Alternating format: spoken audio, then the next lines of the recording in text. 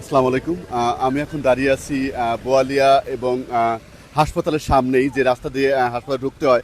কিছুক্ষণ আগেই কিন্তু এই রাস্তায় একটা দুর্ঘটনা ঘটে গেল, যা আমার সামনে তো রোকেয়া পরিবহন এবং ট্রাকের মাঝে যে সংঘর্ষ, মানে মুখোমুখি সংঘর্ষ হয়, সেইখানে কিন্তু রোকেয়া পরিবহন, আমি দেখানোর চেষ্টা করছি রোকেয়া পরিবহনটা এই সাইডে এবং ট্রাকটা হচ্ছে আমাদের পাশেই একটা পুকুর পাড়ে পড়ে গিয়েছে, সেটাই দেখানোর চেষ্টা করব।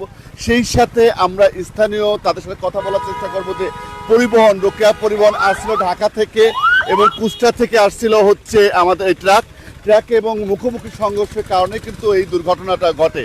যে কথাটা আমরা বারবার বলছি কালোখালী টুডের মাধ্যমে এবং দেখানোর চেষ্টা করছি, প্রতিনিয়তই কিন্তু সড়ক দুর্ঘটনা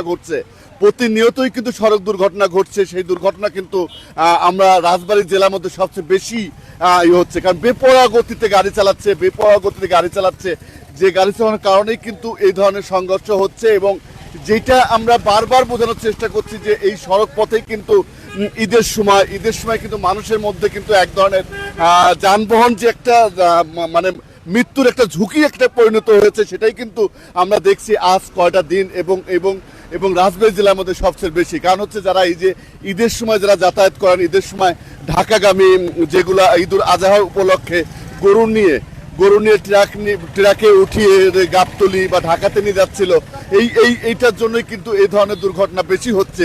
আর ঈদের সামনে সবসময় সড়ক পথ ব্যস্ত থাকে, সে কারণে আমরা দেখছি, এখন দেখানোর চেষ্টা করছি যে ট্রাকের সাথে বাসের মুখোমুখি সংঘর্ষ হয়, সেই ট্রাক কিন্তু খাদে পড়ে গিয়েছে, মানে হাসপাতালের পাশেই কিন্তু এই সড়ক দুর্ঘটনাটা ঘটে। এবং আমরা দেখছি যে খুবই ভয়ানক অ্যাক্সিডেন্ট এবং তেলের ট্যাঙ্কি ভেঙে তেল পড়ে যাচ্ছে, আমরা সেটাই দেখছি। আমরা স্থানীয় সাথে একটু কথা বলবো, বিষয়টা একটু জানার চেষ্টা করবো। ভাই, আপনি কখন আসছেন? এই ঘটনাটা কখন ঘটে? আমি দেখিনি। আপনি দেখেননি? এইমাত্র আসছেন? আপনি কি ছিলেন এই সময়? আপনি এখানে ছিলেন যখন এই দুর্ঘটনা ঘটে, তখন কিন্তু আপনি এখানে উপস্থিত ছিলেন। কিভাবে এই দুর্ঘটনা ঘটে একটু যদি বলতেন। বাসটা ছিল ইয়ার থেকে, ওই গোয়ালন্দ ঘাটের দিক থেকে, আর ট্রাক আসছিল কুষ্টিয়া রোড থেকে। ওই বাস চালায় আসছিল হেল্পার, মূলত ড্রাইভার পাশে বসেছিল, হেল্পার চালায় আসছিল। আর এটা খুব স্লো গতিতে আসছিল এই পাথর বোঝাই ট্রাকটা, এই বাঁকের ওপরে এসে মুখোমুখি সংঘর্ষ বাঁধে। আর আমরা শব্দটা পেয়ে পাশে থেকে দৌড় দিয়ে এসেছি, এখানে এসে দেখি যে ড্রাইভারটা কোনো রকম বের হইতে পারছে এবং হেল্পার আটকা পড়ে আছে। এখন আটকা পড়ে আছে না, পরে ফায়ার সার্ভিস আইসে তারে উদ্ধার করে হাসপাতালে পাঠাইছে, নিয়ে গেছে হাসপাতালে। যাত্রীদের কিছু হয়েছে যারা বাসের মধ্যে আহত হয়েছে, কিন্তু কেউ মারা যায়নি, নিহত হয়নি কেউ। এটুকুই, সবাই যারা আহত হয়েছে তাদেরকে হাসপাতালে পাঠানো হয়েছে। তা এটা কখন ঘটে? এই ঘটনাটা কখন ঘটে? আনুমানিক সময় আধা ঘন্টা পার হয়ে গেছে। প্রায় 1.5 ঘন্টা বা 1 ঘন্টার কাছাকাছি হতে যাচ্ছে সময়টা। এই যে দুর্ঘটনা কিন্তু আমাদের মাঝে মধ্যে কিন্তু এখন যে সড়কের পথে কিন্তু বেশি ব্যস্ততার কারণে, যানবাহনে বেশি ব্যস্ততার কারণে কিন্তু এই ধরনের দুর্ঘটনা ঘটছে। আমি একটু আপনার প্রশাসনের দিক থেকে আপনারা কতটা সচেতন, মানুষকে কতটা সচেতন করতে পারছেন? আমরা মানুষকে মাইকিং করা হয়েছে গাড়ির নিয়ন্ত্রণ রাখার জন্য, তারপর অটো, সিএনজি এগুলো না চালানোর জন্য আমরা প্রতিদিন মাইকিং চালাচ্ছি এবং প্রতিদিন ব্যবস্থা নিচ্ছি। কিন্তু গাড়িওয়ালারা এগুলো কিছুই মানতেছে না মনে হয়। মানে এই সময়টা এতটা এগ্রেসিভ হচ্ছে কেন? এটা কি মানে এখন তো আপনার ওই যে গাড়ির গোড়া বেশি, যার কারণে মনে করেন যে এগুলা হচ্ছে, সবাই বাড়িমুখী হচ্ছে। আমরা কথা বলছিলাম, আমরা কিন্তু আমাদের কালোখালী টুডের মাধ্যমে কিন্তু আমাদের কালোখালী থানা যে দায়িত্বে ছিলেন তার সঙ্গে কথা বলে তিনি জানিয়েছিলেন যে বেপরোয়া গতিতে কিন্তু থানা যে ওসি স্যার কিন্তু এই জায়গাটা এসে পরিদর্শন করে গিয়েছেন। এবং তার সাথে কিন্তু আমরা কথাও বলেছি যে সড়ক পথে যে দুর্ঘটনাটা বর্তমান ঘটছে এবং রাজবাড়ী জেলার মধ্যে সবচেয়ে বেশি এই দুর্ঘটনা কবলিত এলাকাই মনে হচ্ছে এখন। আমরা হাইওয়ে থানা পুলিশ তারা কিন্তু এইখানে উপস্থিত হয়েছেন এবং ঘটনাস্থলে উপস্থিত আছেন।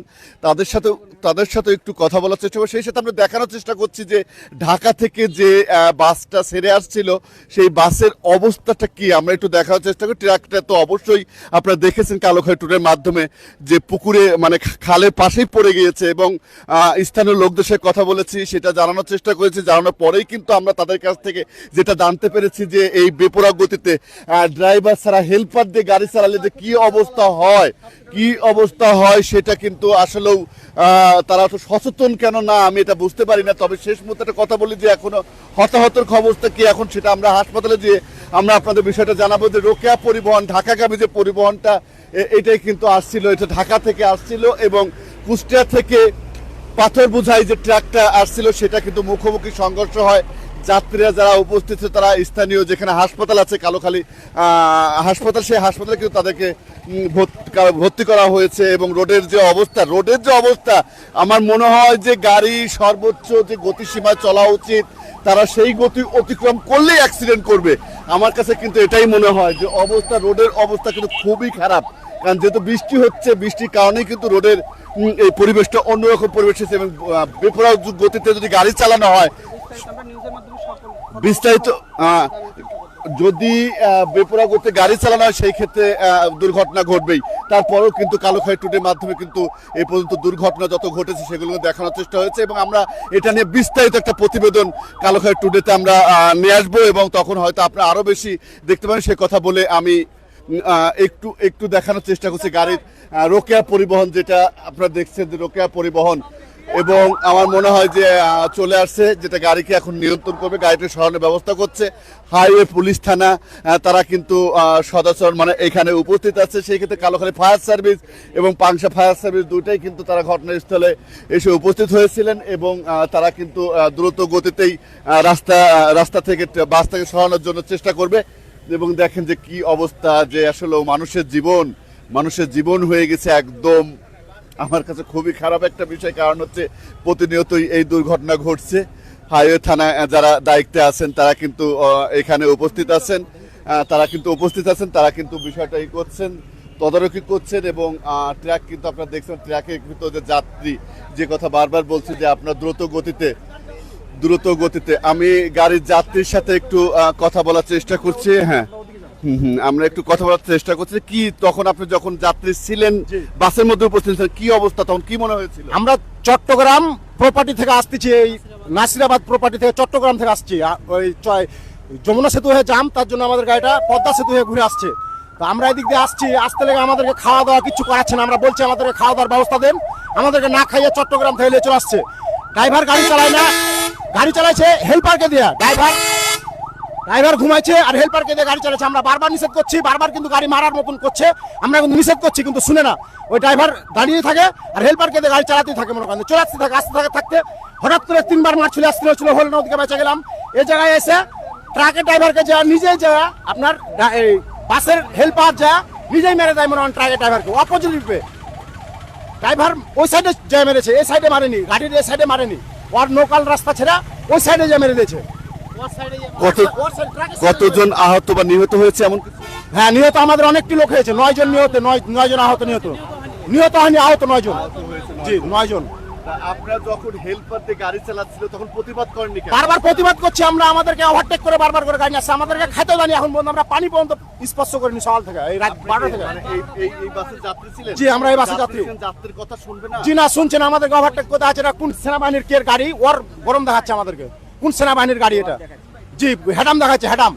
কোন সেনাবাহিনীর গাড়ি এটা? মনে করেন ওই সেনাবাহিনীর গাড়ির ওই মালিকের দেখায়। এই গাড়িতে সেনাবাহিনীর লেখা ছিল, গাড়িতে প্যাম্পলেট লেখা ছিল সেনাবাহিনীর, মানে একটা এত বড় কার্ড দেওয়া আছে। সুপ্রিয় দর্শক, আমরা যাত্রীর সাথে কথা বলছিলাম যে এই পর্যন্ত আহত হয়েছে 9 জন, যেটা বলছিলাম যে বাসের হেল্পার দিয়ে গাড়ি চালাচ্ছিলেন যে কারণে এই দুর্ঘটনাটা ঘটে। এবং সে কথা বলে আমরা একটু বিস্তারিত জানাবো কালোখাই টুডের মাধ্যমে। সে কথা বলে আমি বিদায় নিচ্ছি। আমি বিস্তারিত ভিডিওটি আসবে কালোখাই টুডের মাধ্যমে, আপনারা তখন দেখতে পাবেন। সে কথা বলে আমি বিদায় নিচ্ছি। হাইওয়ে রোড থেকে সেলিম মাহবুব, কালোখাই টুডে, শিকড়ের টানে মাধ্যমিক প্রাণে। সবাইকে ধন্যবাদ।